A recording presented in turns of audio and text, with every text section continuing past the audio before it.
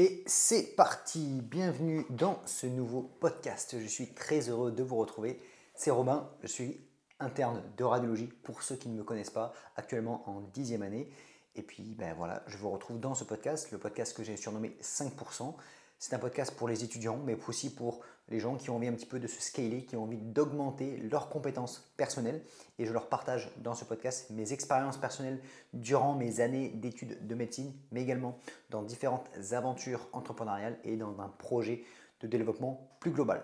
Donc, dans le podcast du jour, j'aimerais vous parler justement d'un nouveau système d'organisation que j'ai testé. J'ai également investi récemment dans un système d'organisation Notion, donc pour vous partager ça. Et on va reprendre, vraiment essayer de refaire une espèce de masterclass d'organisation parce que je me rends compte que quand j'étais en première année, c'est vraiment ce qui m'a permis d'augmenter vraiment en compétences, de maximiser mes chances de réussir. Et là actuellement, j'avais pas mal de projets. J'ai le projet YouTube, j'ai le projet de l'internat, j'ai le projet d'études.ai, j'ai le projet de plein de choses. Et je me rends compte que je ne suis pas assez organisé. Et en fait, ça me fait défaut. Et donc là, j'ai trouvé un nouveau système, notamment une application de to-do list que je trouve super sympa. Je vais vous partager un petit peu ça. Et également dans le logiciel d'IA que j'ai envie de créer, il va y avoir un système de to-do list, un système d'organisation pour les étudiants, spécialement conçu pour réviser, parce que je trouve que c'est extrêmement important. Et voilà, donc au programme d'aujourd'hui, ça, et également vous faire le premier retour d'expérience sur la première semaine d'utilisation. Donc je me suis inscrit pour rappel à un espèce de serveur Discord, un programme dans lequel j'ai accès je paye une certaine somme par mois et en fait ça me permet d'être dans un groupe de personnes qui sont motivées, un groupe de personnes qui ont des objectifs, que ce soit professionnels, que ce soit en termes de santé. Et donc grâce à ça, ça me permet de me tirer vers le haut et de tous les jours il faut que je remplisse un système comment dire, d'objectifs quotidiens, toute ma routine. Et donc en fait moi je le faisais déjà personnellement, mais là le fait de le loguer sur un serveur, je ne mets pas tous mes trucs personnels en mode ce que moi je pense, mais vraiment juste de dire voilà, est-ce que j'ai bien rempli mon tracking, est-ce que j'ai fait mon sport, etc., etc.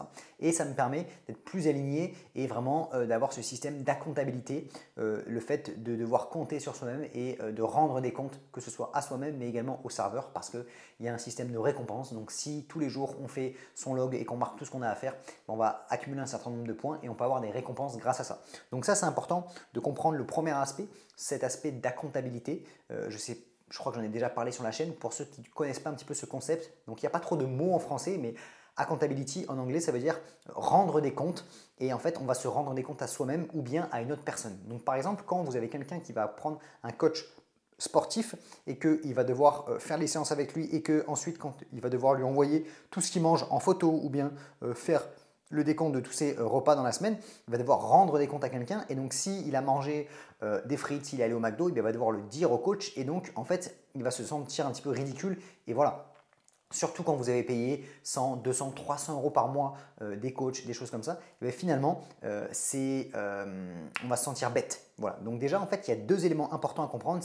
Le premier, c'est le système d'investissement.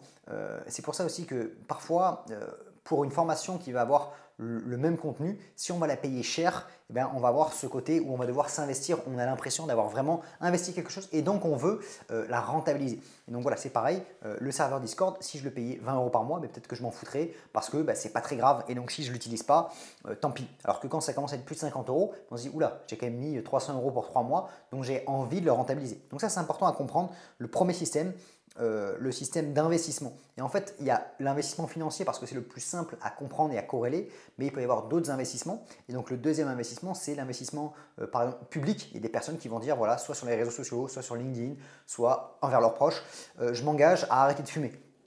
Et si vous vous engagez socialement à dire j'arrête de fumer, j'arrête de boire, j'arrête les réseaux sociaux, peu importe, et ben si vous êtes engagé avec des personnes comme ça socialement, si vous le faites, les gens vont vous trouver ridicule, ils vont dire mais il n'a aucune parole. Donc ça, c'est important de comprendre ce deuxième levier aussi. Et en fait, si on arrive à multiplier le nombre de leviers à chaque fois dans les décisions qu'on prend, ça nous permet de tenir beaucoup plus simplement nos décisions. Donc voilà.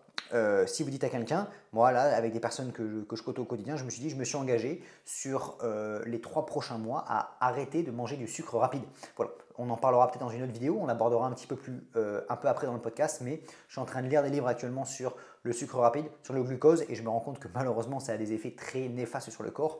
Il y en a qui vont me prendre pour un extrémiste, je ne bois pas, je ne fume pas, pas de pornographie, pas de pas de conneries, mais le glucose, c'est pareil, ça rentre aussi dans les sources d'addiction, l'addiction moderne, et vraiment c'est très néfaste pour la santé, le diabète, l'obésité, plein de choses. Donc voilà, je fais attention à ça, j'essaie de faire du sport, bien sûr, et à faire attention à ce que je mange. Et faire attention à ce qu'on mange, c'est pas juste le nombre de calories, c'est aussi de quoi c'est contenu, parce que si on mange trop de sucre, et bien finalement on va avoir des taux d'insuline, des taux de glucose qui sont mauvais. Donc on en reparlera un petit peu après, mais voilà. Donc je me suis engagé sur 3 mois, essayer de réduire au maximum. Sur 90 jours, je vais essayer d'avoir le moins de jours où il y a des sucres rapides. Voilà, sachant que des fois, à la fois, il y avait un dessert, il y avait quelques fraises, je n'ai pas compté. Mais c'était fraises versus muffins versus donuts. J'ai pas mangé de donuts, j'ai pas mangé les muffins, j'ai mangé uniquement quelques fraises. Voilà. Et donc ça c'est important. Et bien sûr, pour les occasions, pour les anniversaires, pour une thèse, etc., peut-être que j'ai le droit de prendre une tranche de gâteau, mais c'est pareil, on va désacraliser, on va surtout resacraliser un petit peu le sucre et de dire qu'on a le droit de le prendre que pour certaines occasions.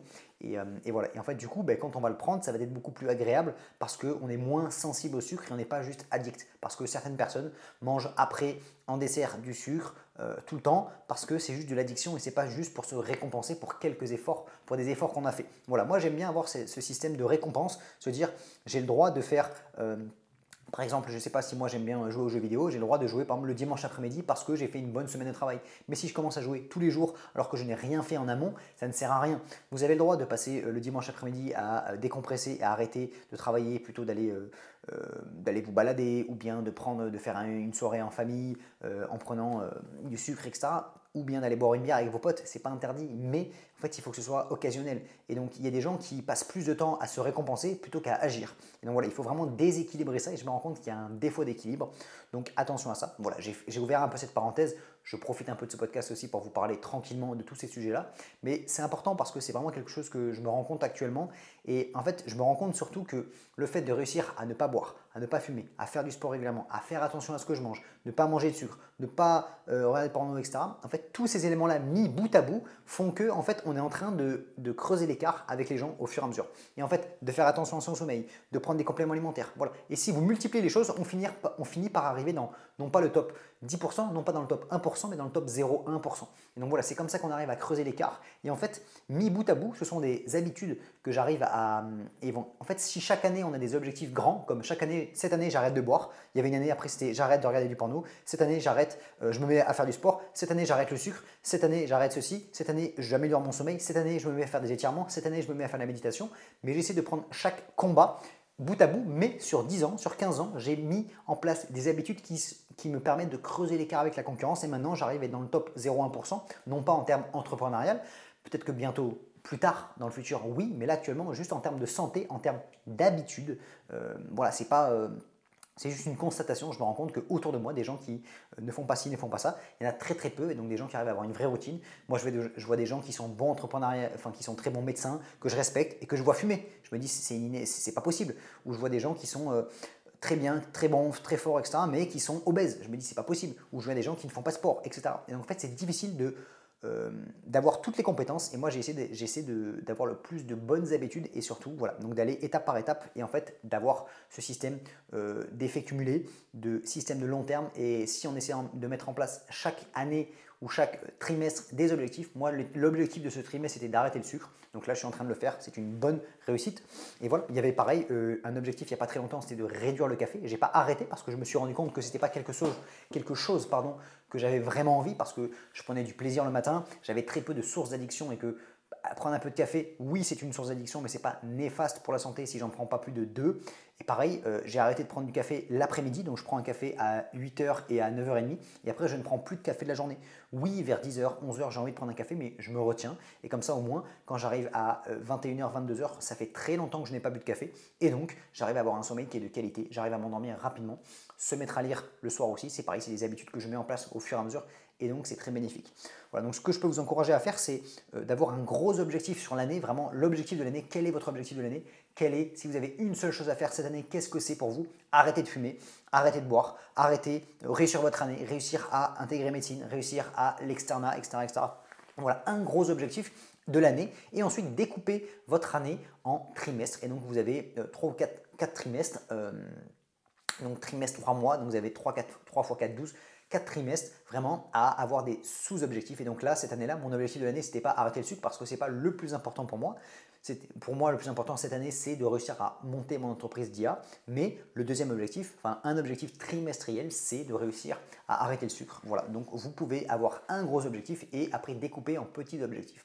Voilà, ça peut être de réussir à terminer dans le top 500 de l'internat, ça c'est votre objectif de l'année. Et ensuite, dans les trimestres, réussir à faire par exemple, réussir à faire un tour de programme, réussir à faire toutes les annales, réussir à faire ceci. Voilà, il faut découper chaque semaine, chaque trimestre en objectifs. Et donc vraiment ça c'est intéressant et c'est ce que j'ai entre guillemets appris plus à faire grâce au serveur Discord parce que chaque trimestre chaque année est découpée en trimestres et donc l'inscription se fait tous les trimestres et tous les trimestres, au début du trimestre, on va mettre en place nos objectifs avec 3-4 objectifs importants et aussi les habitudes quotidiennes qu'on va devoir mettre en place pour réussir ces objectifs-là. Parce que c'est important en fait de découper vraiment objectifs, les résultats clés et qu'est-ce qu'on va devoir mettre en place comme habitude. Là, moi, comme habitude, il faut que pour réussir, il faut que je dorme correctement, il faut que je remplisse mon tracking tous les jours. Il ne faut pas que j'ai de procrastination ni de source de distraction chaque jour. Il faut que je m'aligne tous les matins avec mon objectif et aussi que je ne mange pas de sucre et que je me couche tous les jours avant 22 heures. Ça, ce sont mes 5 objectifs quotidiens que tous les jours,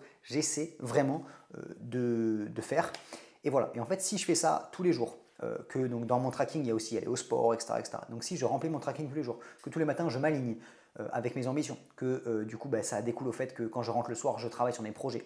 Quand on est samedi après-midi, que j'ai le temps, je travaille aussi sur mes projets. Donc on fait ce qu'il faut faire, on a des objectifs et des actions à faire concrètes, on avance dessus et on ne se disperse pas. Donc c'est important d'avoir certains objectifs qui sont précis et de les écrire noir sur blanc. Et vraiment moi ce qui fait la différence c'est ça, c'est de prendre le temps, tous les jours déjà de marquer mes petits objectifs, mes petites ambitions de la journée, objectifs quotidiens, puis tous les trimestres de faire pareil le point sur les objectifs du trimestre et chaque semaine de faire un petit point tous les dimanches quels sont les objectifs de la semaine. Et en fait quand vous découpez l'objectif sur l'année, ensuite que vous découpez donc un seul objectif sur l'année, ensuite des objectifs chaque trimestre et puis après objectifs chaque semaine et actions à faire tous les jours, quand vous vraiment vous découpez le maximum la réussite et que vous marquez noir sur blanc qu'est-ce que vous devez faire et que vous analysez aussi pourquoi vous allez être empêché de réussir. Moi je sais que par exemple ça peut être d'être désaligné et de prendre des mauvaises décisions sur le court terme, de dire ok ben c'est pas grave, je réinstalle un jeu vidéo et en fait du coup ben, je rentre le soir et c'est beaucoup plus simple de me dire ah c'est pas très grave, ça va, mes ambitions elles sont, j'arrive quand même à avancer et du coup ne pas avancer sur mes projets et du coup plutôt me mettre à jouer. Et donc en fait je peux prendre une fois la mauvaise décision et après 2, 3, 4, 5, 6, 7, 8 fois dans la semaine, enfin 8 fois d'affilée, mais au lieu de travailler sur mes vidéos, au lieu de prendre de l'avance, je vais me mettre à jouer. Et donc voilà, c'est important. Moi, j'ai analysé que c'était ça qui allait m'empêcher de réussir. Il y en a certains pour qui ça peut être, je sais pas, par exemple, se remettre avec son ex, ou bien sortir avec des potes, et du coup après, pareil, vous avez envie de ressortir, vous avez envie de boire, etc., etc. Donc vraiment, identifier les choses qui vont faire que vous allez échouer. Par exemple, moi je me rappelle que quand j'étais en 6e année, je savais très bien que si je bossais chez moi, je n'arrivais pas à travailler, c'était à la bibliothèque. Donc c'est pareil, le week-end, j'allais le matin à la bibliothèque et l'après-midi, j'allais à l'écurie. Donc je travaillais, j'avais identifié les choses qui faisaient que j'allais ne pas réussir et je mettais en place des stratégies pour les en empêcher.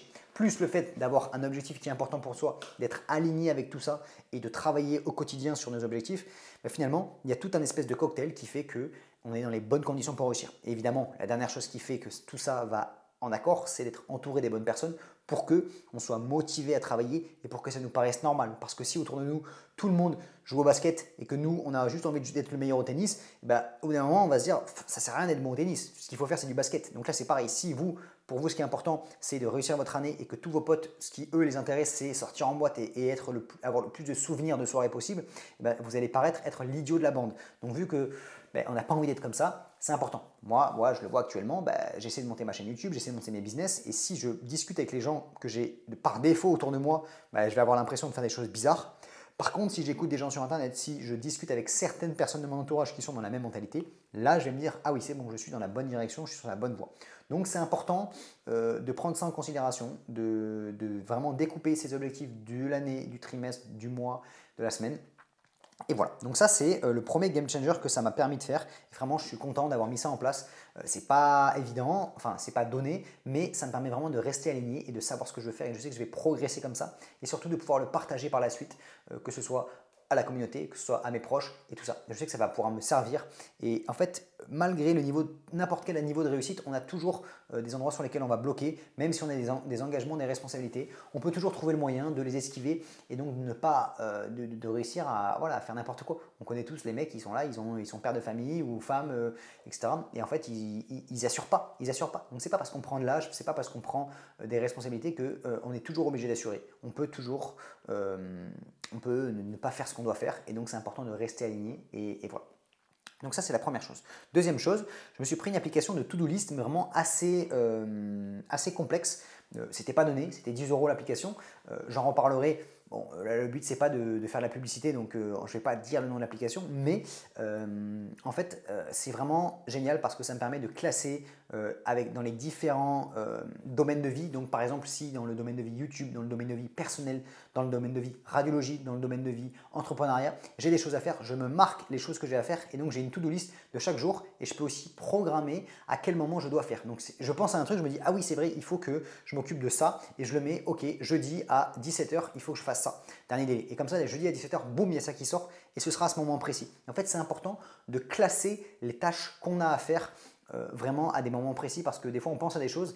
En fait, si on n'a pas de système de second cerveau, et en fait, voilà, c'est ça que j'essaie de mettre en place, de vraiment mettre en place un système de second cerveau parce que le cerveau, il n'est pas fait pour retenir les choses, il n'est pas fait pour se souvenir longtemps. Et donc en fait, on a tendance, et moi je suis le premier, on me dit un truc, j'y pense, et puis après c'est terminé, j'ai complètement oublié. Donc vraiment, mettre en place un système de notes. Donc première chose, moi j'ai mis en place ça sur Notion avec prise de notes, mais plein d'éléments.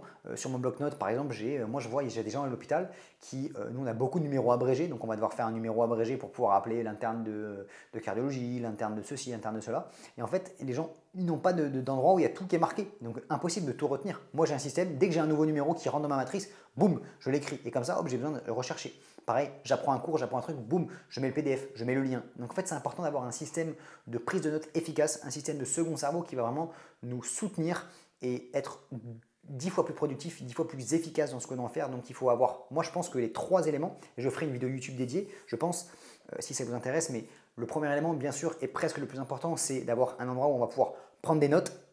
Donc par exemple, ça peut être très simple, soit sur Notion, soit sur l'application Notes. Moi au début, là je suis en train d'essayer de mettre en place un système plus complexe, mais au début c'était vraiment très simple. Je prends l'application Notes et je crée des dossiers. Dossier radiologie, dossier peu importe ce que vous voulez. Et après, dedans, je refaisais des sous-dossiers, par exemple neurologie, cardiologie, etc., etc. Et ensuite, je mettais dedans des PDF, des choses comme ça. Et donc en fait, ce que j'ai fait, c'est que j'ai pris un abonnement pour avoir un drive. Et donc sur mon téléphone, j'ai un drive et en fait, je mets tout ça là. Donc moi, ça me permet d'accéder facilement à ces notes. Et voilà. Et donc dedans, je mets des PDF, je mets des liens, je mets des choses comme ça. Et j'essaie surtout de classer par nom que je peux retrouver. Donc ça, c'est un premier élément qui peut être intéressant. Et pareil, si je suis dans YouTube et que je dois marquer un script, un machin, j'essaie d'avoir un système de prise de notes efficace et qui me permet de facilement retrouver. Donc dès que j'ai des idées, sinon vous pouvez marquer boîte à idées et vous mettez des idées. Donc dès que vous avez des idées, des choses qui vous viennent par la tête, boum, vous le marquez dans votre boîte à idées et vous pouvez le retrouver facilement.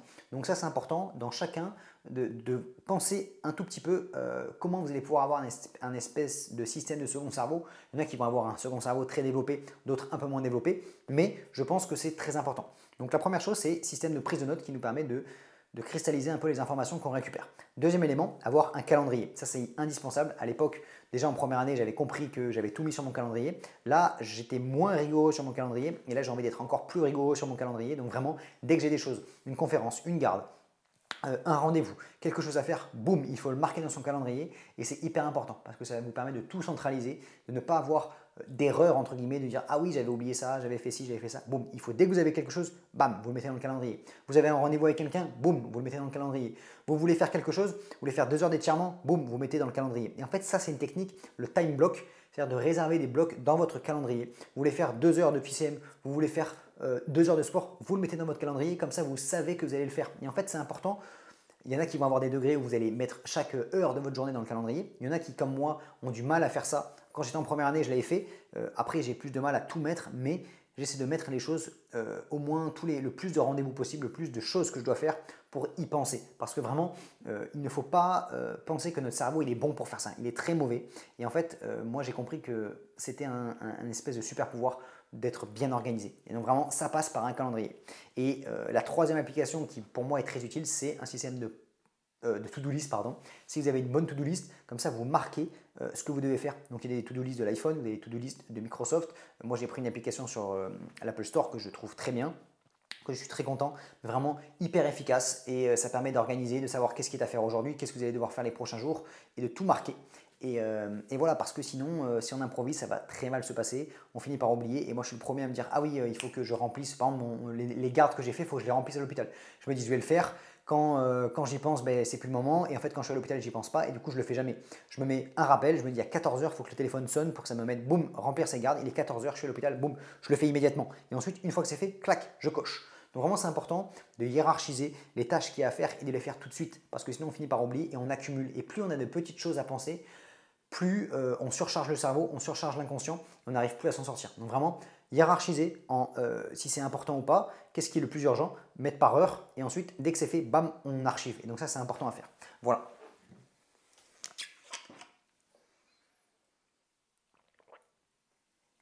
Hop, je prends une petite gorgée d'eau. Et donc voilà, donc j'espère en tout cas que ça, si vous voulez que je fasse une présentation dédiée, peut-être que je pourrais le faire de l'application, à voir, peut-être les contacter pour voir si eux ils sont intéressés que je fasse entre guillemets la promotion. Voilà. Et puis voilà, donc moi ça me sert beaucoup, je suis très content, j'ai envie d'avoir un peu plus de recul, ça fait que quelques jours, mais vraiment je prends aussi plaisir à tout mettre dans mon application. Et comme je vous ai dit, c'est ce que j'ai envie de faire dans le logiciel, la version 2 du logiciel. J'ai envie de mettre un système de to-do list des cours que vous allez devoir faire tous les jours et un système de récurrence, c'est-à-dire dès que vous rentrez un système dans la matrice, un cours dans la matrice, vous allez pouvoir dire si vous voulez le revoir le lendemain, 3 jours après, et un système de J automatique qui regroupe également tout. Donc là, c'est hyper important. Enfin, je trouve que ça va vraiment tout changer. Donc voilà, là, il est encore en développement, bien sûr, je vous ai dit tout ça, que le logiciel est en développement. Normalement, ce serait courant mai qui devrait être prêt. Donc à voir un petit peu, je vais faire les premiers tests dès qu'il est disponible. Et puis voilà.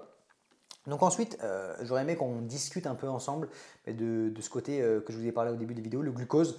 Je me rends compte que c'est plus profond que ce que je pensais. Et déjà, le premier élément choc qui me vient, c'est que j'ai entendu que un enfant de 5 ans a mangé plus de sucre que nos arrière-grands-parents dans toute leur vie. Donc ça veut dire quoi? Ça veut dire qu'on mange beaucoup trop de sucre. Et la première chose, c'est que le sucre rapide, c'est quelque chose qui n'est pas du tout indispensable à notre survie.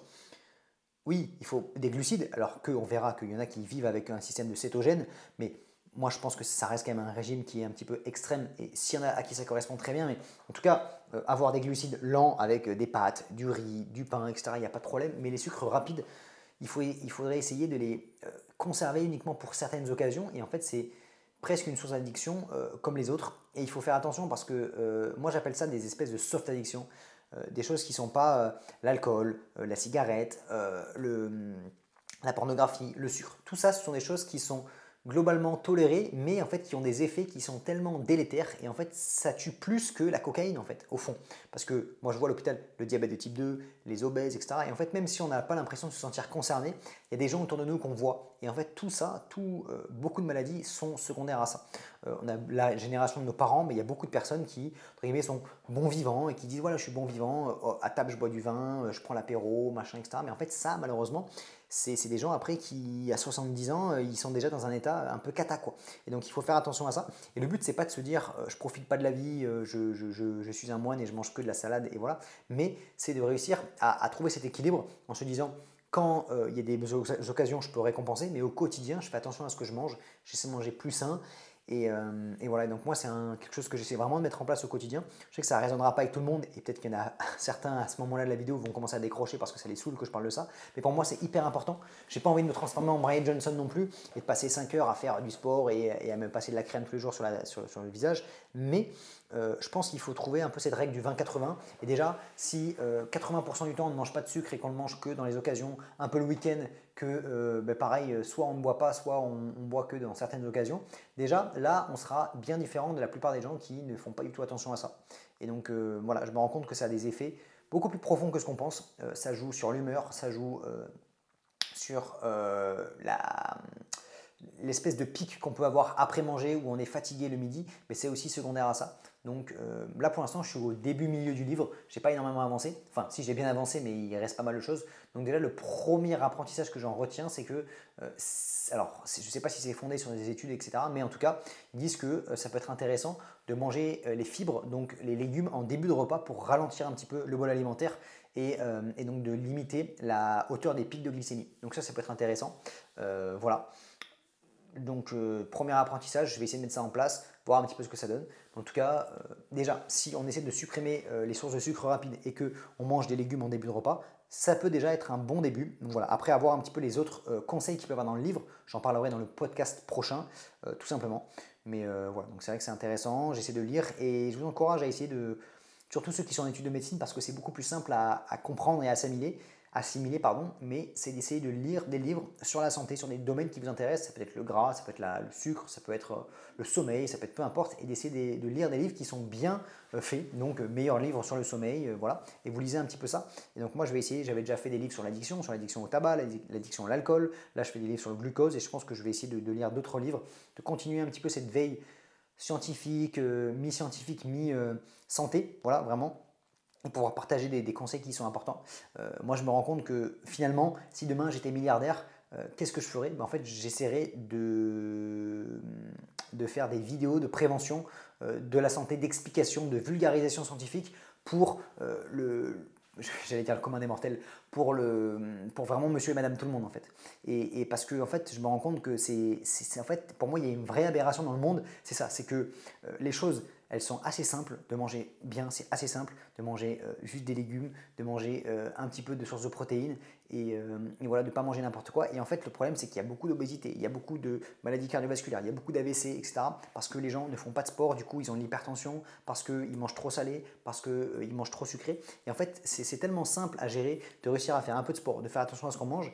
Et je pense que ça ferait baisser les dépenses énormément, ça ferait baisser le taux de mortalité énormément. Et en fait, après voilà, je ne veux pas me mettre des gens à dos, mais des fois je me rends compte qu'on complexifie les choses un maximum. Il faut prendre les traitements hypertenseurs, il faut prendre les statines, il faut prendre ceci, il faut prendre cela. Alors qu'en fait, on est en train de traiter les effets, mais on ne traite pas la cause au fond. En fait, traiter la cause au fond, c'est donner envie aux gens d'aller faire du sport, etc., etc. Donc voilà, pour moi, il y a un vrai travail de sensibilisation, il y a un vrai travail de fond que j'aimerais entreprendre au fur et à mesure. Donc voilà, là pour l'instant, c'est une chaîne étudiant, je suis plus orienté sur le côté un petit peu mentalité, se développer, le côté vraiment entrepreneuriat, mais dans le futur, je ne sais pas comment je vais aborder ça un petit peu, mais en tout cas déjà sur les gens qui suivent la chaîne, vous savez quand même que je suis très axé santé, et au fur et à mesure, je vais essayer de mettre en place de plus en plus ce côté vraiment santé plus, mais essayer de vulgariser avec les concepts de glycémie, les concepts d'hypertension, les concepts de santé et des astuces vraiment simples à mettre en place dans son quotidien pour être beaucoup mieux en fait, parce que je me rends compte en fait, voilà, je vous l'ai dit, le paradoxe pour moi c'est que c'est simple, vraiment il n'y a pas de secret, il n'y a pas besoin de prendre une formation à 1500 €, il n'y a pas besoin de faire un livre de 600 pages, il y a juste besoin sur une vidéo de 5 ou 10 minutes à dire un peu de sport, un peu de cardio, un peu de sport hypertrophique, un peu de cardio, de l'activité régulière, de ne pas toujours prendre les ascenseurs, de marcher, de manger des légumes, de manger en quantité suffisante, de ne pas trop boire, de ne pas fumer. Et bien déjà, si tout le monde faisait ça, ce serait miraculeux. Mais c'est vrai que c'est bien d'avoir la liberté d'expression, c'est bien d'avoir, enfin pas la liberté d'expression, mais la liberté de faire ce qu'on veut. Évidemment, on n'est pas là à dire aux gens ce qu'ils doivent faire. Mais je me rends compte que malheureusement, après, on finit dans un monde, pour travailler à l'hôpital, je me rends compte qu'on finit dans un monde où qu'on a beaucoup de gens malades et ce sont vraiment des causes évitables. Et en fait, voilà, on pourrait, au lieu d'essayer de trouver des traitements pour la cirrhose, en fait, il faudrait agir en amont de la cirrhose. Voilà, c'est surtout ça aussi. Avant de trouver des traitements pour soigner l'hypercholestérolémie ou bien l'infarctus du myocarde, mais il faudrait essayer de travailler en amont là-dessus. Et moi, de ce que j'ai l'impression, en tout cas, ce qu'on nous apprend, surtout en école de médecine, etc., c'est qu'on n'est pas du tout axé sur ce côté. Il y a un peu ce côté prévention, mais en fait, c'est un peu anecdotique. C'est-à-dire qu'on est en mode, par exemple, quelqu'un qui a un prédiabète, donc il va avoir, comme s'il avait le diabète, on va dire, avant de mettre en place un traitement par metformine ou par un traitement anti-diabétique, on va faire 3 à 6 mois de changement des habitudes, de changement des habitudes alimentaires et du mode de vie. Sauf que je trouve que en fait, ça devrait être un chapitre à part, presque une matière à part de dire comment on change le mode de vie des gens. Et en fait, il n'y a pas assez de travail là-dessus. En tout cas, moi, c'est mon ressenti, c'est que j'ai l'impression qu'il n'y a pas assez de sensibilisation, il n'y a pas assez de travail là-dessus et qu'on est plus sur le côté curatif que préventif. Et donc voilà, je pense que l'avenir, c'est vraiment de basculer sur ce côté préventif. Et il va falloir vraiment sensibiliser les gens au maximum et il va y avoir tout un travail de vulgarisation scientifique, un travail de motivation. Et en fait, c'est même pas un travail de motivation, c'est un travail d'explication. Voilà. Mais bon, c'est pas évident parce que je pense que au fond du fond, l'être humain, il est quand même attiré par les plaisirs instantanés, par la facilité. Et donc oui, il faudrait vraiment réussir à trouver la solution pour manger sainement, facilement, pour faire du sport facilement. Et voilà. Donc faire des sports qui sont plus ludique, de trouver une alimentation qui soit saine plus facilement, bah, peut-être que c'est un enjeu de demain. Et c'est vraiment des enjeux majeurs parce que les gens mangent beaucoup. On se rend compte qu'on mange trop et en fait pour créer, on détruit les forêts, on détruit plein d'éléments pour faire manger beaucoup les gens alors que les gens mangent trop et ils mangent mal. Donc en fait on pourrait produire moins, produire mieux, manger mieux et voilà. Et je trouve que le système vraiment, que ce soit le système de santé, le système alimentaire n'est pas du tout optimisé. Et voilà, donc je pense qu'il y a un gros travail là-dessus. Je ne sais pas ce que vous en pensez un petit peu, mais voilà, moi je pense que je vais essayer de réfléchir à une stratégie, comment je pourrais amener ça le plus simplement possible. Et parce qu'il ne faut pas rentrer dans une espèce de guerre, il ne faut pas rentrer dans une espèce de stigmatisation, mais il faut essayer d'être malin et de se mettre à la place des gens. Et voilà. Et parce que évidemment que les gens, au fond, ne font pas exprès, pardon, les gens ne font pas exprès de devenir obèse ou de faire un infarctus. Ils ne le cherchent pas. Enfin, comment dire, ils ne le cherchent pas volontairement, ils ne se disent pas « Ah oui, je vais faire ça, ça va me donner un infarctus, trop bien ». Évidemment que non. Donc voilà, il faut essayer de se mettre à la place des gens et de comprendre comment on peut essayer de trouver quelque chose qui va pouvoir changer un peu l'état d'esprit. Voilà, donc je sais que c'est quelque chose de compliqué, c'est difficile, c'est un combat qui est difficile, mais je pense que c'est un combat qui vaut la peine d'être mené. Et si moi, il y a vraiment quelque chose qui résonne en moi en médecine, c'est ce côté-là, c'est ce côté prévention, ce côté sensibilisation, c'est presque la chose qui a le plus de sens pour moi parce que c'est bien de devenir très bon en imagerie, d'être bon en IRM, etc., etc. Mais au fond du fond, ça, en fait, je me rends compte que les pathologies que les gens n'ont vraiment pas du tout causées, comme, je sais pas, par exemple, une sclérose en plaques, des malformations de naissance, des éléments comme ça, il y a des pathologies effectivement qui ne sont pas qui sont presque inévitables. Et malheureusement, ces gens-là, évidemment, il faut les soigner et c'est sûr et certain. Mais il y a d'autres pathologies qui sont plus évitables et évidemment que c'est bien qu'on développe tout ce qui est imagerie, mais imagerie, traitement, tout ça, c'est indispensable. Mais je pense que ça pourrait être bien aussi de travailler encore plus, et je sais qu'il y a déjà un travail là-dessus, mais de mettre encore plus l'accent sur ce côté prévention, sur ce côté sensibilisation. Et si, avec la chaîne qui se développe, je peux essayer de sensibiliser et de travailler un petit peu à mon échelle, j'aimerais bien le faire. Voilà, donc c'est pour ça que je vais réfléchir à une stratégie là-dessus. Et en fait, je me suis fait la réflexion comme ça, et je pense que c'est intéressant de réfléchir comme ça aussi. Il y a des gens qui vous disent, demain, si tu n'avais pas besoin de travailler, que tu étais multimillionnaire, qu'est-ce que tu ferais? Qu'est-ce que tu ferais de tes journées? Voilà, vraiment, parce qu'en fait, être sur une île paradisiaque à siroter des cocktails, c'est un peu, c'est une illusion. En fait, on ne fait pas ça au bout d'un moment. Après, on s'ennuie et on a envie de faire des choses. Donc, soit juste on passe sa journée à jouer au golf et à faire du tennis, soit on trouve des choses qui ont du sens. Et en fait, moi, je me suis dit, qu'est-ce qui a vraiment du sens pour moi? Parce que voilà, on est tous conscients qu'on fait quand même beaucoup de choses dans notre quotidien pour gagner sa vie, etc. Mais si vraiment on était décorrélé de ça, qu'il n'y avait plus besoin de travailler, c'est un monde un peu idéaliste, mais ça permet de mieux s'aligner. Donc, si vraiment demain, moi, il n'y avait plus besoin de travailler, il n'y avait plus de problème d'argent, j'ai pas de problème d'argent, mais il n'y avait plus ce côté-là financier, aucun côté financier, qu'est-ce que je ferais? Et je me rends compte que je ferai ça, j'essaierai de sensibiliser parce que ça, c'est des problèmes que même si les gens ont de l'argent, ils continueront à manger n'importe quoi. Au contraire, ils se diront, oh, c'est plus simple, je peux m'acheter plein de glace, je peux m'acheter plein de machins, je peux m'acheter plein de paquets de cigarettes. Donc voilà, qu'est-ce que je pourrais faire? Qu'est-ce qu'on pourrait faire pour vraiment améliorer les pratiques de santé? Comment on pourrait améliorer les pratiques alimentaires? Comment on pourrait améliorer les pratiques sportives pour que, évidemment, demain, ce ne sera pas 100% de la population, c'est impossible, mais voilà, dans un monde idéal, comment on ferait pour qu'on ait le plus de gens qui fassent du sport, qu'on ait le plus de gens qui mangent correctement et qui ne soient pas en fait comment dire, esclaves de leur propre pulsion, parce qu'en fait malheureusement c'est ça, c'est que les gens sont esclaves à cause de toutes les sources d'addiction. Entre voilà, les aliments industriels, ils ont été spécifiquement sucrés et salés pour les rendre plus addictifs, et voilà. Et en fait les gens, ils ont du mal à choisir entre le bon croque-monsieur alimentaire, enfin industrie agroalimentaire qui paraît délicieux mais qui est mauvais pour la santé, versus la salade et le poulet blanc. Et en fait on a du mal à choisir parce que c'est comme les jeux vidéo, enfin c'est comme par exemple, je vous ai expliqué les sources de dopamine entre travailler ses cours et jouer aux jeux vidéo. Mais malheureusement, en fait, travailler ses cours, ça va paraître pénible, ça va paraître inintéressant. Et si on n'a plus la volonté, et ben en fait, dès qu'on n'a plus de volonté, on finit par craquer. On finit par craquer. Et moi, la solution que j'ai trouvée pour quand je suis en études, quand je suis en train de préparer des concours, de supprimer complètement les réseaux sociaux pour ne plus avoir besoin de choisir, et ben ça, en fait, quand on va au magasin, c'est difficile de plus choisir, parce qu'on a toujours le choix. Quand on va au restaurant, on peut toujours prendre un dessert. Voilà, donc je vais essayer de réfléchir, je n'ai pas encore la solution, je vous explique un petit peu, je pense à tête ouverte, mais comment on peut faire pour, parce que demain on n'arrivera pas à supprimer les lobbies des bonbons, des choses Voilà, de tout ça, on n'arrivera pas à supprimer toute cette industrie-là parce que c'est monstrueux, mais comment on fait pour travailler, pour lutter contre ça? Voilà, donc moi c'est pareil, c'est une idée qui m'émerge de plus en plus. Donc j'aimerais déjà de faire ce travail de sensibilisation grâce aux vidéos parce que je trouve que les vidéos c'est quand même le meilleur format. Et si demain je refais des shorts, c'est pour parler de ça, c'est pas pour faire des trucs sur les révisions, etc. Parce que je pense que malheureusement, j'ai pas envie de faire ça. Mais par contre, si c'est pour passer des messages qui sont importants, qui sont intéressants sur les habitudes alimentaires, peut-être que je le referai. Voilà, donc en tout cas, je continuerai et je vais réfléchir à une stratégie sur les vidéos YouTube. Ensuite, peut-être sur du format short et pourquoi pas après développer je ne vais pas dire un business, mais quelque chose autour de ça, surtout pour en fait.